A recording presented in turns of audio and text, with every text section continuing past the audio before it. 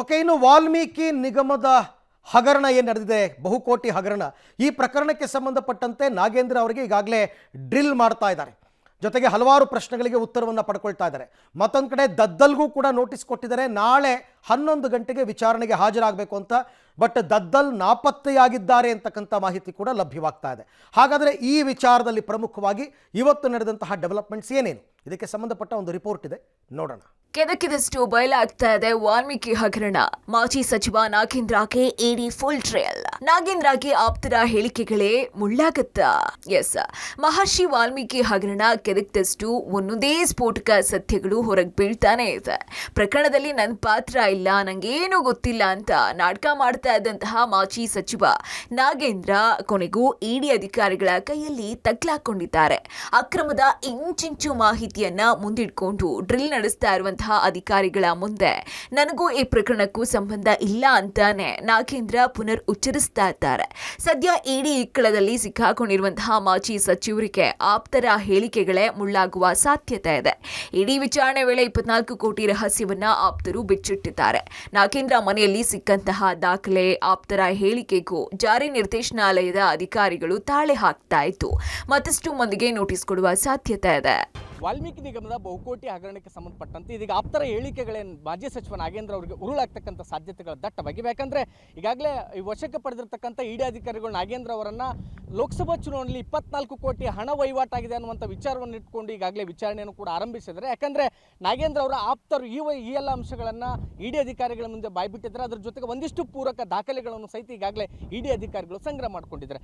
ಒಂದು ವೇಳೆ ಲೋಕಸಭಾ ಚುನಾವಣೆಯಲ್ಲಿ 24 ಕೋಟಿ ಹಣ ವಹಿವಾಟಾಗಿದೆ ಅನ್ನುವಂಥದ್ದೇನಾದರೂ ಇಡಿ ತನಿಖೆಯಲ್ಲಿ ಬಟ ಬಯಲಾದರೆ ಖಂಡಿತವಾಗಿಯೂ ಕೂಡ ಬಳ್ಳಾರಿ ಜಿಲ್ಲೆಯ ರಾಜಕಾರಣಿಗಳ ಜೊತೆಗೆ ರಾಜ್ಯದ ಕಾಂಗ್ರೆಸ್ ನಾಯಕರುಗಳಿಗೂ ಸಹಿತ ಈ ಒಂದು ಪ್ರಕರಣ ಸಂಕಷ್ಟ ತಂದೊಡ್ಡೋದ್ರಲ್ಲಿ ಯಾವುದೇ ಅನುಮಾನವಿಲ್ಲ. ಯಾಕಂದರೆ ಆ ಎಲ್ಲ ಅಂಶಗಳನ್ನು ಈಗಾಗಲೇ ಮುಂದಿಟ್ಟುಕೊಂಡಿರ್ತಕ್ಕಂಥ ಇಡಿ ಅಧಿಕಾರಿಗಳು ನಾಗೇಂದ್ರ ಅವರ ವಿಚಾರಣೆಯನ್ನು ತೀವ್ರಗೊಳಿಸಿದ್ದಾರೆ. ಮತ್ತೊಂದು ಕಡೆಗೆ ದದ್ದಲ್ ಅವರನ್ನು ಸಹಿತ ವಶಕ್ಕೆ ಪಡೆಯಲು ಈಗಾಗಲೇ ಚಿಂತನೆ ಮಾಡೋದ್ರ ಮೂಲಕ ಎಲ್ಲ ಪ್ರಮುಖವಾಗಿ ಯಾವ ಹಂತಗಳಲ್ಲಿ ಹಣ ಬಳಕೆ ಆಗಿದೆ ಅನ್ನುವಂಥ ಒಂದು ತಾರ್ಕಿಕ ಅಂತ್ಯವನ್ನು ಕಾಣಿಸೋದಕ್ಕೋಸ್ಕರ ಈಗಾಗಲೇ ಇಡಿ ಅಧಿಕಾರಿಗಳು ಮುಂದಾಗಿದ್ದಾರೆ.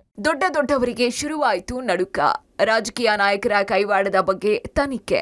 ಎಸ್, ಈ ಮಧ್ಯೆ ವಾಲ್ಮೀಕಿ ನಿಗಮದ ಹಣವನ್ನ ಲೋಕಸಭಾ ಚುನಾವಣೆಗೆ ಬಳಸಿದ್ದಾರೆ ಅಂತ ಇಡಿ ಕೋರ್ಟ್ಗೆ ಸಲ್ಲಿಸಿದಂತಹ ರಿಮಾಂಡ್ ಕಾಪಿಯಲ್ಲಿ ಉಲ್ಲೇಖಿಸಿದ್ದಾರೆ.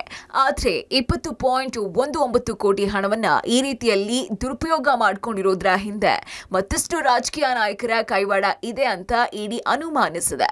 ಹೀಗಾಗಿ ಮತ್ತೊಂದಿಷ್ಟು ಜನರ ವಿಚಾರಣೆ ಮಾಡೋ ಸಾಧ್ಯತೆಯೂ ಇದ್ದು ಒಂದಿಷ್ಟು ನಾಯಕರಿಗೆ ಡವ ಶುರುವಾಗಿದೆ.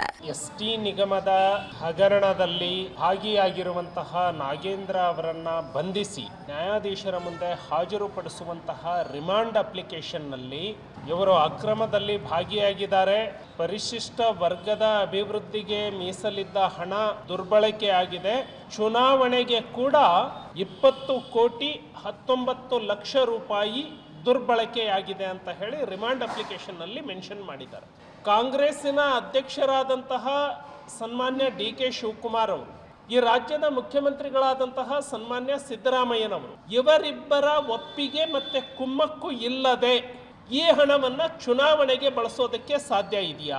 ವಾಲ್ಮೀಕಿ ನಿಗಮದ ಅಕ್ರಮದಲ್ಲಿ ಭಾಗಿಯಾಗಿ ಬಂಧನವಾಗಿರುವಂಥ ಮಾಜಿ ಸಚಿವ ನಾಗೇಂದ್ರ ವಿಚಾರಣೆ ವೇಳೆ ಸ್ಫೋಟಕವಾದ ಮಾಹಿತಿಗಳು ಬಹಿರಂಗವಾಗ್ತಿರುವಂಥದ್ದು.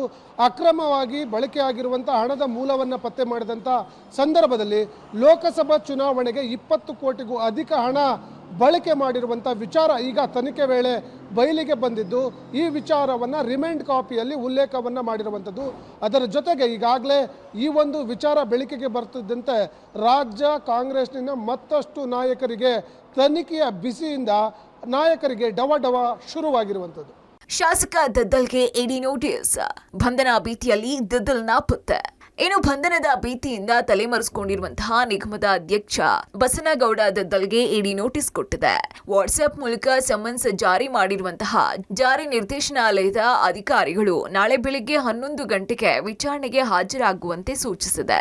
ಈ ಮಧ್ಯೆ ರಾಯಚೂರಿನಿಂದ ಕಾರ್ನಲ್ಲಿ ದದ್ದಲ್ ಕಾಲ್ಕಿತ್ತಿದ್ದು ಆಪ್ತರ ಜೊತೆ ಮಂತ್ರಾಲಯ ರಸ್ತೆ ಮಾರ್ಗವಾಗಿ ತೆರಳಿದ್ದಾರೆ.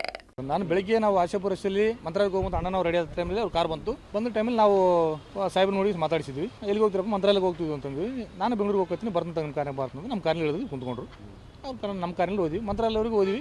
ಅವ್ರು ಡೈರೆಕ್ಟು ಬೆಂಗಳೂರಿಗೆ ನಾವು ಅಧಿವೇಶನಕ್ಕೆ ಹೋಗಿ ನಾಳೆ ಹೋಗ್ತಂತೀವ್ರಿ, ನಾವು ದರ್ಶನ ಮಾಡ್ಕೊಂಡು ವಾಪಸ್ ಬಂದ್ವಿ. ಇಲ್ಲ ಸರ್, ಅಲ್ಲಿ ಮಂತ್ರಾಲಯದವರೆಗೂ ಅಂತ ಯಾರು ಬಂದಿಲ್ಲ ಸರ್. ಮಂತ್ರಾಲಯದವರೆಗೆ ನಾವು ಮಂತ್ರಾಲಯ ಸರ್ಕಲ್ವರೆಗೆ ನಾವು ಇದ್ದೀವಿ ಸರ್, ಅಲ್ಲಿಂದ ಯಾರೂ ಬಂದಿಲ್ಲ. ಅಲ್ಲಿ ಸಾಹೇಬ್ ನಿಂದಿಸಿ ಮಾತಾಡಿಸಿ ಅವ್ರ ಕಾರಿನಲ್ಲಿ ಹೋದ್ಮೇಲೆ ನಾವು ವಾಪಸ್ ಬಂದ್ವಿ ಸರ್. ಇಡಿ ಬಂಧನದ ಭೀತಿಯಲ್ಲಿರುವ ಶಾಸಕ ಬಸನಗೌಡ ದದ್ದಲ್ ರಾತ್ರೋರಾತ್ರಿ ರಾಯಚೂರಿಗೆ ಆಗಮಿಸಿ ಏಕಾಏಕಿ ಬೆಳಗ್ಗೆ ರಾಯಚೂರಿನಿಂದ ಅಜ್ಞಾತ ಸ್ಥಳಕ್ಕೆ ತೆರಳಿದ್ದಾರೆ. ಅದು ಮಂತ್ರಾಲಯ ಮಾರ್ಗದ ಮೂಲಕ ತೆರಳಿದ್ದು ಮಾರ್ಗದ ಮಧ್ಯೆ ಕಾರನ್ನು ಬದಲಿಸಿಕೊಂಡು ತೆರಳಿದ್ದಾರೆ. ಆದರೆ ಎಲ್ಲಿಗೆ ಹೋಗಿದ್ದಾರೆ ಅನ್ನುವಂಥದ್ದು ಈಗಲೂ ಕೂಡ ಇನ್ನೂ ಸಸ್ಪೆನ್ಸ್ ಆಗಿರುವಂಥದ್ದು. ಈಗಾಗಲೇ ಇಡಿ ನಾಳೆ ವಿಚಾರಣೆಗೆ ಹಾಜರಾಗುವಂತೆ ನೋಟಿಸ್ ಕೊಟ್ಟಿದೆ. ನಾಳೆ ನಿಜಕ್ಕೂ ದದ್ದಲ್ ಏನು ವಿಚಾರಣೆಗೆ ಹಾಜರಾಗ್ತಾರಾ ಅಥವಾ ಅಜ್ಞಾತ ಸ್ಥಳದಲ್ಲೇ ಉಳಿತಾರಾ ಅನ್ನೋದನ್ನು ಕಾದು ನೋಡಬೇಕಾಗಿದೆ. ಕ್ಯಾಮರಾಮನ್ ಯಲ್ಲಪ್ಪ ಜೊತೆ ವಿಜಯ್ ಜಾಗಟ್ಗಲ್, ಪಬ್ಲಿಕ್ ಟಿವಿ, ರಾಯಚೂರು.